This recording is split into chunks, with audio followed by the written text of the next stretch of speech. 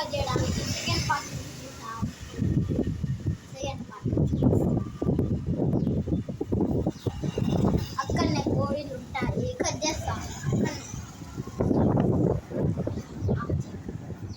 Part 2 guys. ఈరోజు ఇప్పుడే కోడిని కట్ చేస్తున్నాం. రా అండి. అదండి కోడి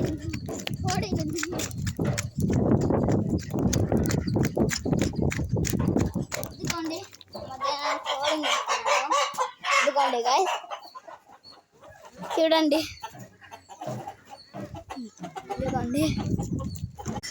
ఇదిగోండి గైస్, ఇదే కోడి. ఇదిగోండి కట్ చేస్తున్నారు. స్టాప్ చేయి.